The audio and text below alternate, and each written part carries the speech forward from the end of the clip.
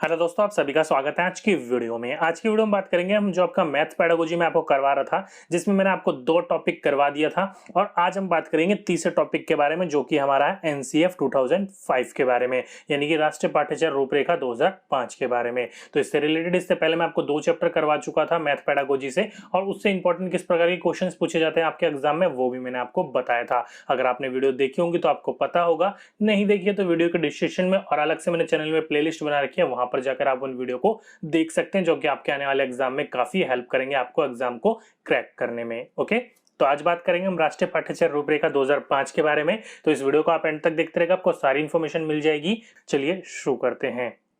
तो आज हम जो बात करेंगे वो बात करेंगे एनसीएफ 2005 यानी कि राष्ट्रीय पाठ्यचर्या रूपरेखा 2005 के बारे में। तो इसको जानने से पहले कि इसके अंदर किसके बारे में बात की गई है, किस बातों पर ज्यादा विचार किया गया है, किस लेवल के लिए ज्यादा आपके लिए महत्वपूर्ण है, उस चीज को जानने के लिए आपको ये पता होना चाहिए कि ये कौन सा आपका अपडेटेड वर्जन है, कब बनाया गया था और किसके द्वारा बनाया गया था। तो ध्यान रखिएगा, जो राष्ट्रीय पाठ्यचर्या रूपरेखा 2005 बनाई जाने वाली इस तरह की चौथी रूपरेखा है। कौन सी चौथी रूपरेखा? इससे पहले 3 रूपरेखाएं और बनाई जा चुकी है, मतलब एनसीएफ 2005 बनने से पहले 3 और बन चुकी थी, और उनका नाम क्या था? तो इससे ऐसी पहली 3 रूपरेखाएं वर्ष 1975, 88 और 2000, मतलब 1975, 1988 एंड 2000 में 3 रूपरेखाएं और बनाई जा चुकी थी, और ये उन तीनों का अपडेटेड वर्जन था। जैसे आपके सॉफ्टवेयर पुराने होते हैं तो नए अपडेट वर्जन आते हैं, वैसे ही आपका एनसीएफ 2005 उनका अपडेटेड वर्जन था। इससे राष्ट्रीय शिक्षा अनुसंधान परिषद यानी कि एनसीईआरटी, जिसे शॉर्ट फॉर्म में कहते हो आप, उनके द्वारा तैयार किया जाता है। अगर आपसे पूछा जाए कि किसके द्वारा तैयार किया गया है, तो ये एनसीईआरटी के द्वारा तैयार किया गया है। ध्यान रखिएगा, बहुत इंपॉर्टेंट क्वेश्चन है।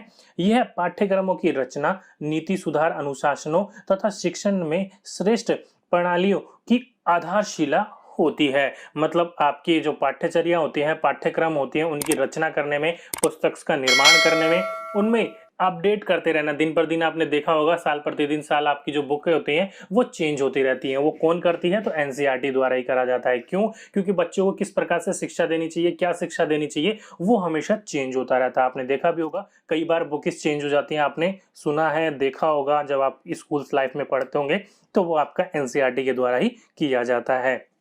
तो उसको क्या होता है, ज्यादा से ज्यादा सर्वश्रेष्ठ प्रणाली के द्वारा बच्चों को शिक्षा प्रदान की जाए, इस बात की इसमें आधारशिला को रखना होता है। ओके, इसी के साथ साथ एनसीईआरटी है, इन्होंने आपके एनसीएफ 2005 के अनुसार एक आपका परिभाषा दी गई थी गणित के लिए, कि गणित वह है जो बालक का गणितीकरण करे। मतलब एनसीईआरटी का साफ कहना था कि गणित वह है जो बालक का गणितीकरण करे, मतलब बच्चे के व्यवहार को या व्यवहार में गणित का विकास करे। ये नहीं कि उसके ऊपर बोझ डाले, या ये नहीं जो टीचर को आता है वो सारा का सारा बच्चे के दिमाग में जाकर खाली कर दें, या उनको सारी चीजें वहां पर जाके उलट दें। ओके, बच्चों का मतलब यहाँ पर क्या होता है गणित का बच्चों से, कि गणित को बच्चों को समझाना, उनके व्यवहार में लाना, उनका गणितीकरण करने से रिलेट माना जाता था। ओके, नेक्स्ट बात करते हैं कि राष्ट्रीय पाठ्यचर्या रूपरेखा 2005 यानी कि एनसीएफ 2005 में किस बात बारे में चर्चा की गई है। बहुत इंपॉर्टेंट है, कई बार आपसे यही पूछ लिया जाता है। तो इसके अंतर्गत विचार तथा कार्य करने की आजादी, मतलब आपके जो विचार हैं, कार्य करने में जो आजादी होती है, वो आपको दी गई है। यहाँ पर किसी भी कर्म आपका ऊपर बर्डन नहीं डाला जाता, किसी भी चीज के ऊपर आपको थोपा नहीं जाता। आपके टीचर जो आपको समझा रहा है वो भी समझते हो, और आपके जो वहां पर थॉट्स हैं, आपके जो विचार है, आपके कार्य करने की जो क्षमता है, वो भी अब अपने अध्यापक के साथ शेयर करके मिलजुल कर कार्य किया जाता है। ये नहीं कि अध्यापक ने आपको थोप दिया तो वो करना है कि करना ही है, जो पहले प्रकार की शिक्षाएं होती थी, लेकिन अब ऐसा नहीं है। दूसरा है दूसरों की भावनाओं और कल्याण के प्रति संवेदनशीलता। अब यहाँ पर कहने का तात्पर्य यहाँ पर ये है कि टीचर जब आपको समझा रहा है तो समझाने के साथ साथ बच्चों को भावनात्मक रूप से जोड़ते हुए चले, और बच्चे कुछ अपनी भावनाओं से लेकर आपके सामने कुछ प्रस्तुत करने की कोशिश कर रहे हैं, तो बच्चों की भावनाओं का भी वहां पर सम्मान किया जाए, ना कि उस पर किसी चीज का दबाव डाला जाए। तीसरा, नई परिस्थितियों में लचीले एवं रचनात्मक तरीके से प्रतिक्रिया व्यक्त करना। कई बार आपने देखा होगा कि बच्चा आपके द्वारा समझाई गई चीजों को नहीं समझ पाता है, तो वहां पर क्या करता है टीचर, बच्चा जिस अनुसार सीखता है, बच्चा अब अध्यापक अपने व्यवहार में, सीखने के तरीके में अपने आप में थोड़ा बदलाव लाता है, मतलब लचीले लाता है, लचीलापन लाता है। कई बार आपने देखा होगा कुछ बच्चे देखकर सीखते हैं और कुछ बच्चे करके सीखते हैं, तो बच्चा जिस अनुसार सीखता है आप अपने अनुसार अपने आप को उसी में ढालिए, मतलब रचनात्मक तरीके से, और उसके सामने उसी प्रकार की प्रतिक्रिया व्यक्त करे जिस तरीके से वो बच्चा सीख पा रहा हो। तो इसमें क्या कहा गया है, नई परिस्थितियां आपके सामने अवसरों को उपलब्ध कराना है, आपके सामने लचीलेपन में लाना है, और वो भी किस तरीके से, रचनात्मक तरीके से, क्रिएटिव थॉट के द्वारा। नेक्स्ट है आपका लोकतांत्रिक प्रक्रिया में, कैसे लोकतांत्रिक प्रक्रिया, फॉर एग्जाम्पल आपकी क्लास में आपके अध्यापक कुछ आपको समझा रहा है, तो वहां पर आप उस चीज से सहमत नहीं हो तो खड़े होकर आप उस चीज पर बोल सकते हो। तो किस चीज का आपका ये प्रक्रिया आपकी लोकतांत्रिक है, किसी को दबाव में नहीं रखा जा सकता, बेशक वो आप सही पढ़ा रहे हो या जानबूझकर उसको आप गलत पढ़ा रहे हो या अनदेखे में आपको उसको गलत पढ़ा रहे हो, तो बच्चा वहां पर खड़ा होकर आपको बोल सकता है कि सर ये थोड़ा सा मिस्टेक है, थोड़ी सी गलत है। तो वहां पर कैसी प्रक्रिया होनी चाहिए, लोकतांत्रिक प्रक्रिया होनी चाहिए। में भागीदारी की प्रकृति तथा आर्थिक प्रक्रियाओं एवं सामाजिक बदलाव का उन्मुखन कार्य में हिस्सा लेना। यहाँ पर साफ क्या रखा है कि यहाँ पर लोकतांत्रिक प्रजातांत्रिक है, जिसमें जो भी चीज, जो भी व्यक्ति है, जो भी बच्चे हैं, वो अपनी भावनाओं को व्यक्त कर सकते हैं और आपके अनुसार बताई गई चीजों का वो उसमें उसके साथ में आपके एक्सेप्ट भी कर सकते हैं और उससे डिसएग्री भी हो सकते हैं, मतलब उसके साथ में साझा भी हो सकते हैं और वो आपकी बात से आपके जरूरी नहीं है पूरे हमेशा ही वो आपके साथ साझे हो, कई बार उसके विपरीत परिस्थितियों में भी आपके सामने ला सकता है, आपके विचार को, अपने विचारों को बच्चा आपके सामने प्रकट कर सकता है। तो उनके विचारों को हमें क्या करना चाहिए, हमेशा भावना देनी चाहिए, हमेशा उनका सम्मान करना चाहिए। ओके, इसी के साथ साथ में कहने का तात्पर्य यहाँ पर साफ शब्दों में कहा गया है कि राष्ट्रीय पाठ्यचर्या की रूपरेखा इस बात पर बल देती है कि पाठ्यचर्या, पाठ्यक्रम और पाठ्यपुस्तक, तीनों चीजें, पाठ्यचर्या, पाठ्यक्रम और पाठ्यपुस्तक, मतलब आपकी पुस्तकें,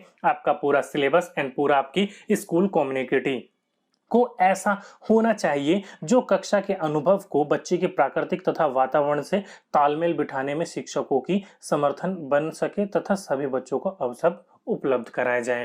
यानी कि साफ उन्होंने यही कहा है कि राष्ट्रीय पाठ्यचर्या रूपरेखा के अनुसार कि इस बात पर बल देती है, चाहे आपका सिलेबस हो, आपका पूरा का पूरा विषय वस्तु हो जो कि आपकी बुक से ज्ञान मिलता है, आपके पूरी स्कूल की कम्युनिटी हो, सबका मेन पर्पस यही है कि बच्चों की जो भावनाएं होती है, बच्चों की जो विचार होती हैं, उनको सम्मान देना चाहिए क्लास में, स्कूल में, और बच्चा जिस अनुसार सीख रहा हो उसी के अनुसार सीखते हुए उसके तालमेल बिठाना चाहिए और उसकी पुस्तक के ज्ञान को वास्तविक दुनिया के ज्ञान के साथ तालमेल बिठाकर आगे बढ़ाना चाहिए।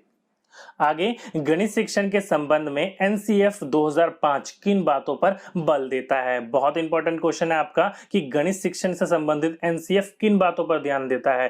पहले आपका किस बारे में वो चर्चा करता है और अब किस बातों पर वो ज्यादातर ध्यान केंद्रित रखता है। तो एनसीएफ 2005 के अनुसार गणित शिक्षा का मुख्य लक्ष्य बच्चों में गणितीकरण की क्षमता का विकास करना है। जैसे कि मैंने आपको बताया था, एनसीईआरटी के द्वारा यह परिभाषा दी गई है कि बच्चों के व्यवहार में गणित को लाना है, ये नहीं कि आपके अध्यापक को जो आता है वो बच्चों को बिल्कुल उसी के अनुसार सिखा दिया जाए। ओके, इसका अर्थ है कि बच्चे किसी भी स्थिति के बारे में गणित की भाषा में विचार करना सीखें ताकि गणित के साधनों और तकनीकों का उपयोग किया जा सके। इसमें विशेषकर चित्र बनाना, चरों का चुनाव, समीकरण या असमीकरण या तर्क के आधार पर निष्कर्ष निकालना सम्मिलित है।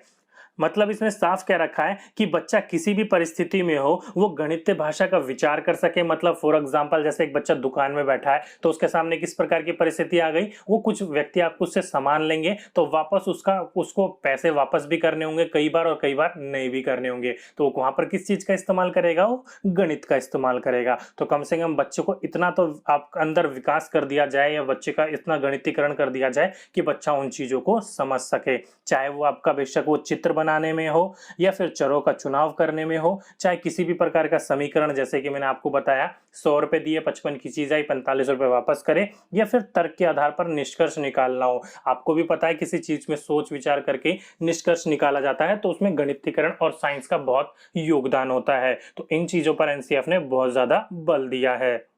और एनसीएफ 2005 में तथ्यकथित रचनावाद पर बहुत कुछ कहा गया है। इस पद का अर्थ क्या है? अब यहाँ पर देखिए, रचनावाद जिसको इंग्लिश में आप क्रिएटिविटी कहते हो, उस पर आपके एनसीएफ 2005 ने बहुत ज्यादा बल दिया गया है। क्यों? तो ध्यान रखिएगा कि रचनावाद मूल रूप से यह मानता है कि ज्ञान को यह समझकर बाहर नहीं निकाल देना चाहिए कि उसे बच्चों के सिर में डालकर खाली करना है। For example, as a dustbin की तरह आपने डस्टबिन में कूड़ा भर रखा है और डस्टबिन को उठाकर आपने जो आपकी गाड़ी आई है कूड़े वाली उसमें डालकर पलट दिया। ऐसा कोई कार्य नहीं है।